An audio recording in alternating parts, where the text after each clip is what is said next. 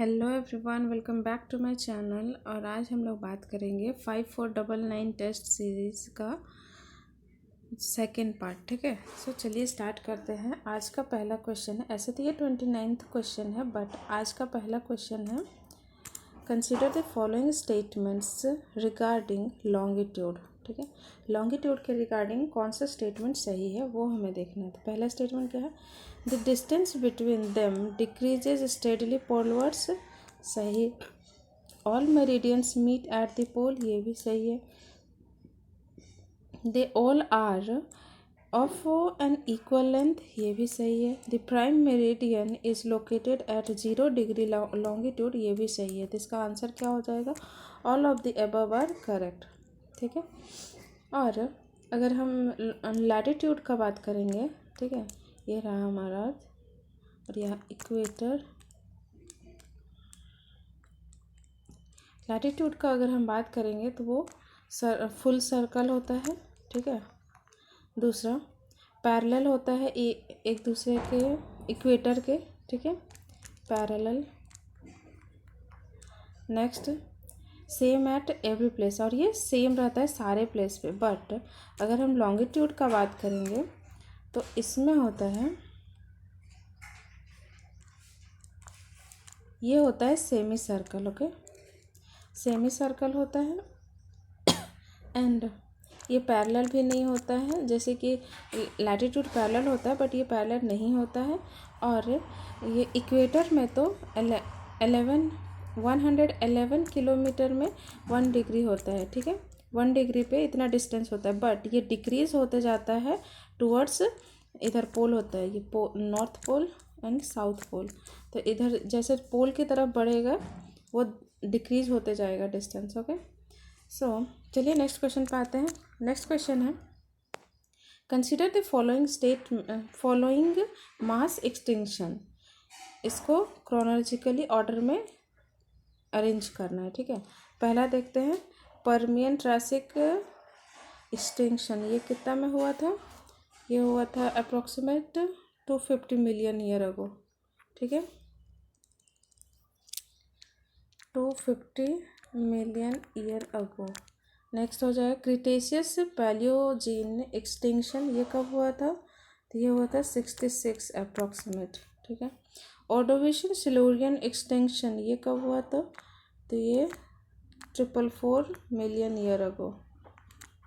Next आता है late Devonian extinction, ये कब हुआ था, तो 383 to 59 के बीच में। ठीक है, इसको आप अरेंज करते हैं। सबसे ज़्यादा कौन है, ऑर्डोविशियन सिल्यूरियन एक्सटिंक्शन, जिसका कितना है 44 मिलियन है। तो यहाँ पे हम देखेंगे ऑप्शन में कि कौन सा था।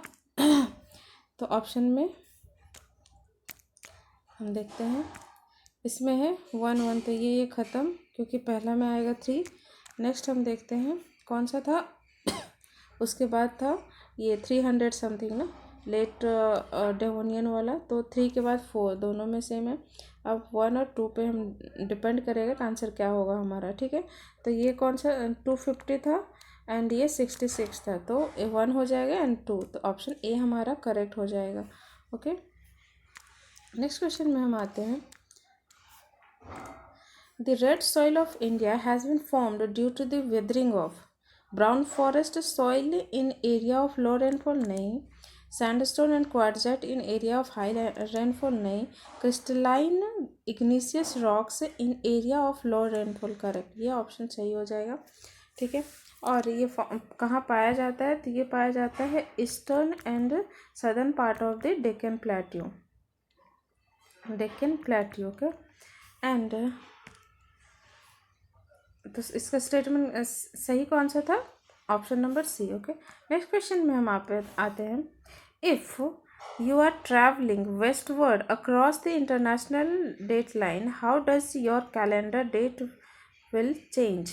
ठीक है, तो क्या होगा, इट मूव्स 1 डे अहेड, अगर वेस्टवर्ड जाएंगे तो, अगर ईस्टवर्ड जाएंगे तो वो इट मूव्स 1 डे बिहाइंड, ये ईस्टवर्ड में है। ठीक है, तो इसका आंसर क्या हो जाएगा, A, which is it moves 1 day ahead. Next question पे हम आते हैं,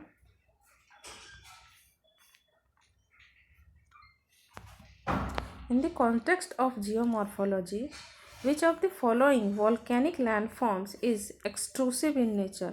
ठीक है, एक्सट्रूसिव इन नेचर देखना है तो पहला इसमें ऑप्शन क्या क्या है। पहला है लैकोलिथ, क्या ये इंट्रूसिव है, एक्सट्रूसिव है? नहीं, ये इंट्रूसिव है। दूसरा है लावा मेसा, ये सही है, एक्सट्रूसिव है। एंड डाइक, ये भी इंट्रूसिव है। तो इसका आंसर क्या हो जाएगा? Only 2 is correct, option number A. Next question पे हम आते हैं। In the context of an earthquake consider the following statement regarding body wave and surface wave. ठीक है, body wave and surface wave के रिगार्डिंग देखते हैं कौन से स्टेटमेंट सही है। पहला है body waves are generated at the focus and move in all direction, correct. दूसरा है surface waves are more destructive then body wave, correct. तीसरा स्टेटमेंट है the velocity of wave is higher denser material, ये भी सही है। तो इसका आंसर क्या हो जाएगा? All of the above are correct, which is called option D. Okay, next question में हम आते हैं। A cricket match between India and England will start on 1st of October at 10:30 p.m. Indian Standard Time in Delhi. Okay. At what time the same match would be seen live in Manila, Philippines, which is situated at 120 degree east longitude. Okay. तो इसको solve करना पड़ेगा। कैसे होगा देखते हैं हम। ठीक है, इसमें क्या बोला था कि 1 अक्टूबर को कितना 10:30 हो रहा है। ठीक है, कहाँ पे? दिल्ली में। और इंडिया हमारा कितना में होता है? तो इंडिया होता है 5:30 अहेड। ठीक है, पॉजिटिव में। तो अगर इसको हम इससे माइनस करेंगे तो कितना हो जाएगा? 5 PM।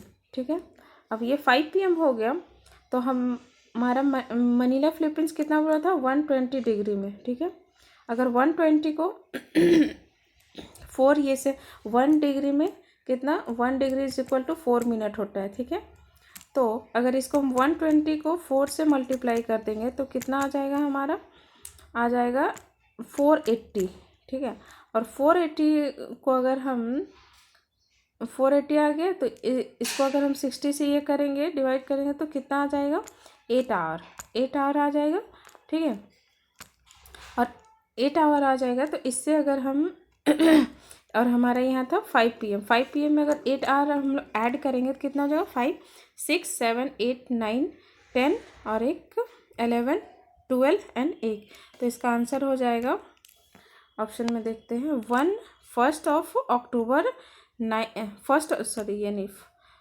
2nd of October 1 AM। ठीक है, option number B is the correct answer for this one. Okay, next question पे हम आते हैं।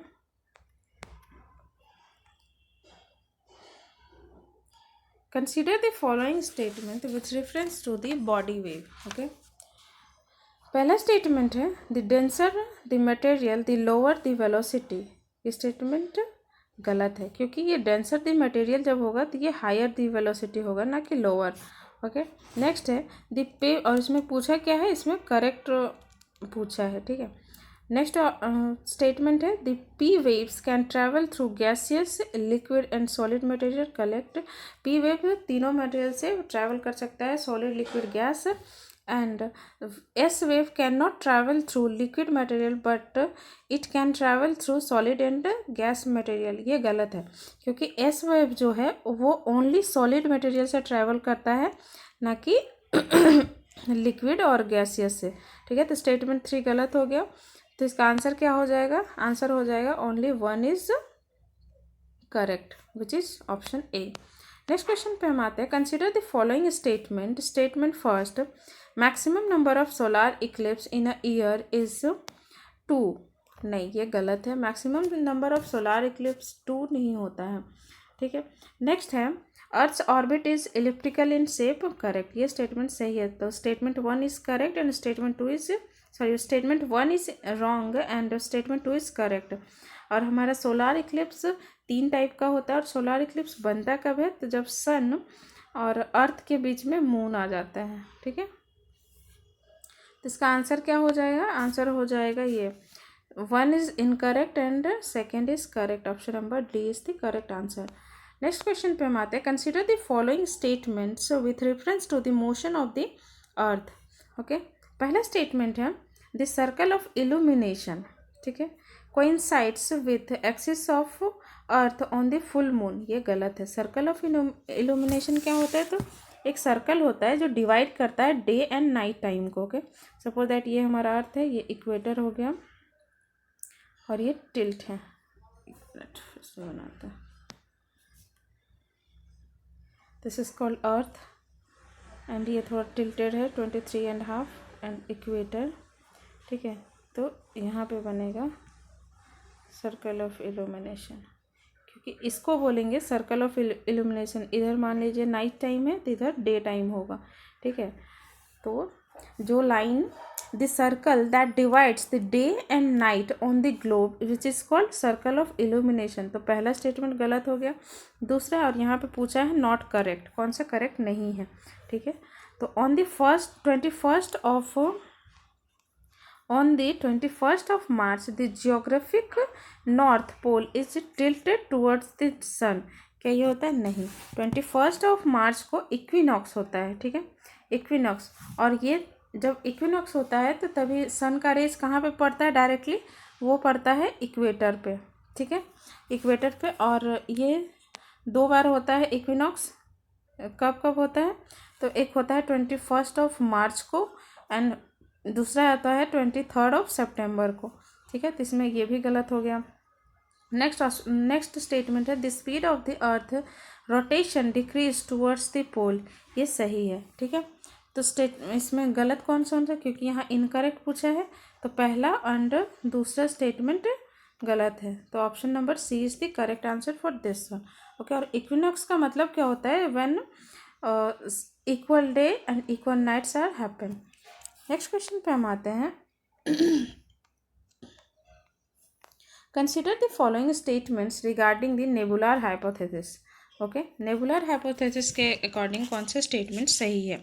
तो पहला स्टेटमेंट है it explain the formation of planets from a cloud of material associated with a youthful sun.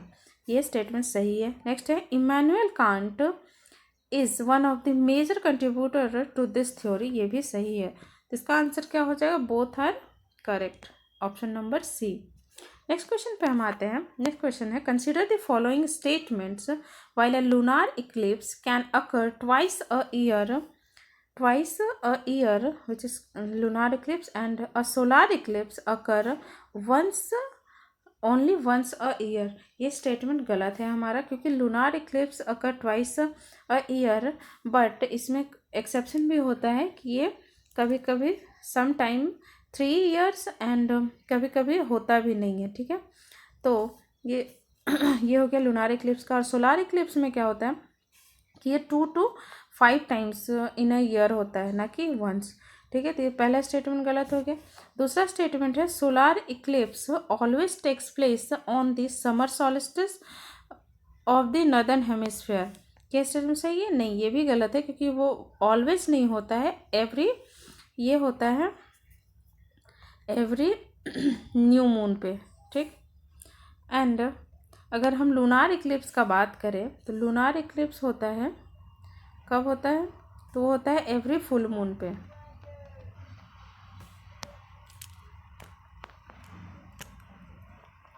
Okay, तो option हमारा क्या हो जाएगा? इसमें कोई सा भी सही नहीं है। तो option number D which is called neither 1 neither 2। Okay, next question पे हम आते हैं। Consider the following statements regarding the asthenosphere. Okay, asthenosphere के रिगार्डिंग कौन सा स्टेटमेंट सही है? This layer is main source of magma. ये करेक्ट स्टेटमेंट्स है, क्योंकि मैग्मा वहीं से आता है। The density of the asthenosphere is lower than the lithosphere. नहीं, ये लोअर नहीं होगा, डेंसर होगा। ओके, नेक्स्ट स्टेटमेंट है इसका the ductility of the asthenosphere is higher that the lithosphere. और ये लिथोस्फेयर तो रिजिड होता है, ठीक है। और ये स्टेटमेंट भी सही है, तो इसका आंसर क्या हो जाएगा, 2 स्टेटमेंट सही है और यहाँ पूछा क्या है, करेक्ट स्टेटमेंट। ओके, तो इसमें हो जाएगा ओनली 2 इज़ करेक्ट। और अगर हम बात करें एस्थेनोस्फेयर होता कहाँ है, तो let me show you. This is called crust, mantle and core. और ये जो मैंटल और क्रस्ट के बीच का जो एरिया होता है वो हो जाता है एस्थेनोस्फेयर, और इसके ऊपर हो जाता है lithosphere, and this is called, mental वाला को बोलते हैं मेसोस्फेयर। ओके, और क्रस्ट का जो आउटर क्रस्ट जो होता है वो लिक्विड होता है, and inner core is called solid. Okay, solid in phase. Next question पे हम आते हैं।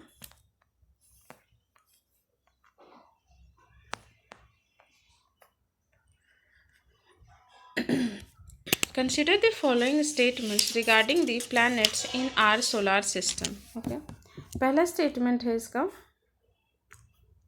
The terrestrial planets were found in the close vicinity of the parent star. ये सही स्टेटमेंट है। दूसरा है Jovian planets were formed much earlier than the terrestrial planets. ऐसा कुछ है क्या? नहीं, जोवियन प्लैनेट और टेरेस्ट्रियल प्लैनेट दोनों एक साथ ही फॉर्म हुए हैं, ठीक है। तो ये स्टेटमेंट गलत हो जाएगा। देन हो जाएगा मार्स इज जोवियन प्लैनेट। नहीं, Mars is not a Jovian planet, it's a terrestrial planet, ठीक है। क्योंकि जो स्टार्टिंग के 4 प्लैनेट हैं वो टेरेस्ट्रियल है, then after Jupiter including Jupiter उसके बाद सारे जो है वो जोवियन प्लैनेट है जो डिस्टेंस में है। एंड हाँ, तो इसका आंसर क्या हो जाएगा, only 1 is correct which is called, पहला ऑप्शन, पहला स्टेटमेंट सही था। नेक्स्ट क्वेश्चन में हम आते हैं, what type of rocks are most commonly found in geosyncline. तो जियोसिंक्लाइन में कौन सा रॉक पाया जाता है मेनली, तो वो हो जाएगा सेडिमेंट्री रॉक। ओके, नेक्स्ट और सेडिमेंट्री रॉक और जियोसिंक्लाइन होता क्या है, तो a large scale of depression और basin in the earth's crust that accumulate sediments over geological time. Okay, उसको जियोसिंक्लाइन कहते हैं। और ये फॉर्म कैसे होता है, तो through tectonic process, crust stretching, tectonic process के थ्रू क्रस्टल स्ट्रेचिंग होता है, रिफ्टिंग होता है, सब्सिडेंस होता है, और 100 to 1000 किलोमीटर डेवलप करता है कॉन्टिनेंट डिप्रेशन। और ये कॉन्टिनेंट और ओशियन दोनों में होता है, ठीक है। तो इसका आंसर क्या था, सी। नेक्स्ट क्वेश्चन पे हम आते हैं, consider the following statement regarding the geomorphic process. Okay, पहला स्टेटमेंट है, the exogenic forces derives their energy mainly from within the earth while the endogenetic forces genic forces derive their energy from the atmosphere. गलत, ये exchange करते हैं। Exogenic forces derive their energy from the atmosphere. Okay, and अगर हम endogenic forces का हम बात करें तो ये डेराइव करेगा while earth derive their energy mainly with in the अर्थ, ठीक है। ये विद इन द अर्थ हो जाएगा। तो ये हमारा स्टेटमेंट गलत हो गया क्योंकि दोनों का स्टेटमेंट रिवर्स कर दिया है, ठीक है। एक्सोजेनिक फोर्सेस हो जाएगा एटमोसफेयर से अपना एनर्जी डेराइव करता है, एंड इंडोजेनेटिक हो जाएगा विद इन द अर्थ, ठीक है। और इसमें हो जाएगा सन, एटमोसफेयर वाला में, एक्सोजेनेटिक वाला में। नेक्स्ट हम स्टेटमेंट में आते हैं। नेक्स्ट स्टेटमेंट है, the action of the exogenic forces continuously elevate the part of the earth's surface while action of endogenetic forces leads to wearing down the relief and fill up the depressions। ये भी reverse कर दिया है। Exogenic forces में हो जाएगा ये wearing down of relief and filling up the depression, and endogenic forces में हो जाएगा continuously elevate the part of the earth's surface while action। तो इसका आंसर क्या हो जाएगा, इसमें करेक्ट पूछा है, ठीक है। तो इसका आंसर हो जाएगा बोथ, सॉरी, नाइदर 1 और नाइदर 2, क्योंकि दोनों का दोनों गलत है। ओके, तो नेक्स्ट क्वेश्चन में हम आते हैं,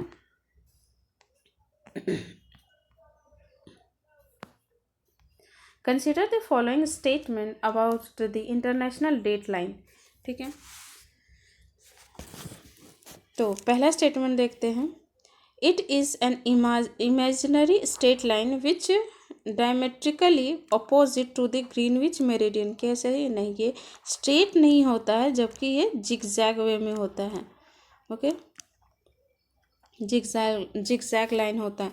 नेक्स्ट हो जाएगा a ship crossing the ideal from the east to west gains a day. नहीं, ये लॉस करता है, तो ये भी गलत हो गया।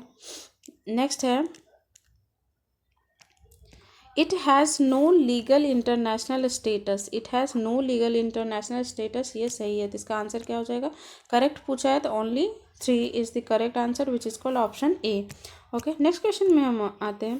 Consider the following statements during equinox all parts of the world have equal day and nights, which is correct. और इक्विनॉक्स कब होता है? तो वो होता है March 21 and 23 of September. Okay, next है equinox occur during the month of June and December. यहाँ हम क्या बताएं, मार्च एंड सितंबर में होता है, तो ये गलत हो जाएगा एवरी ईयर। ओके, तो स्टेटमेंट 2 इज़ रॉन्ग, तो only 1 is correct which is called option ए।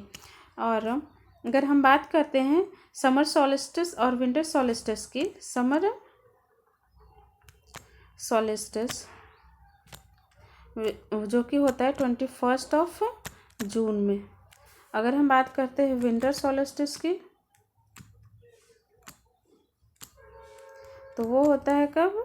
वो होता है 23 ऑफ दिसंबर। ओके, तो नेक्स्ट क्वेश्चन में हम आते हैं।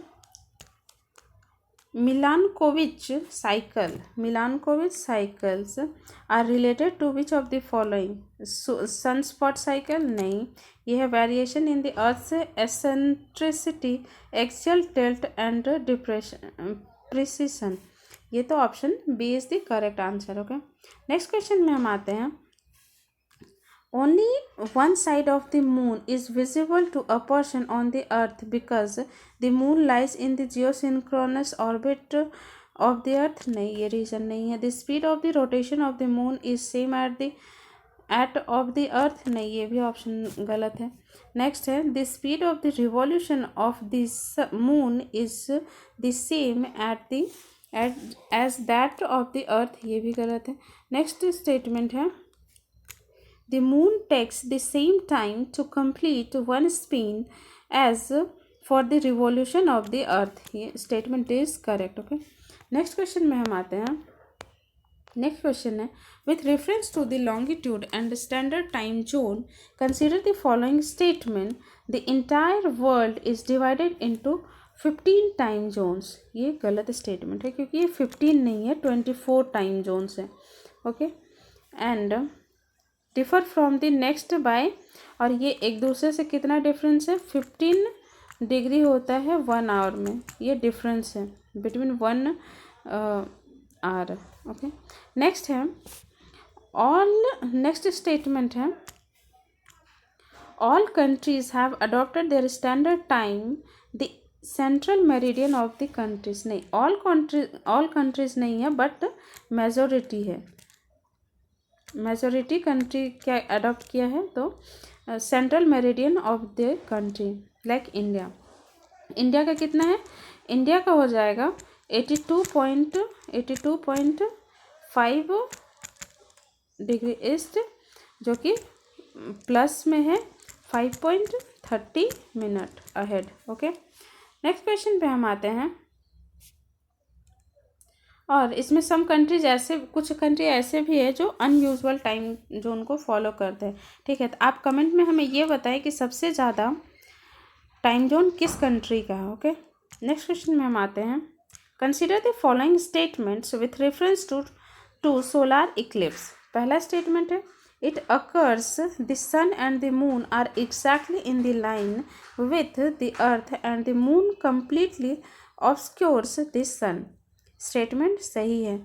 और टोटल सोलार इक्लिप्स कहाँ पे बनता है? तो उम्रा पे बनता है।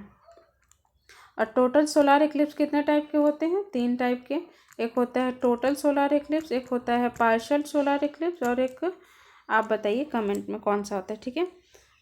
और पार्शियल कहाँ पे बनता है, तो पिनम्बरा पे बनता है। ओके, तो इसका आंसर क्या हो जाएगा। नेक्स्ट ऑप्शन देख लेते हैं पहले, उसके बाद देखते हैं कि आंसर क्या होगा, ठीक है। नेक्स्ट ऑप्शन है it occurs about every year and half somewhere on the earth. ये भी स्टेटमेंट सही है, तो इसका आंसर क्या हो जाएगा, both statement is are correct. So thank you so much guys, आज के लिए इतना ही। If you like the video please like share and subscribe to my channel. Thank you so much.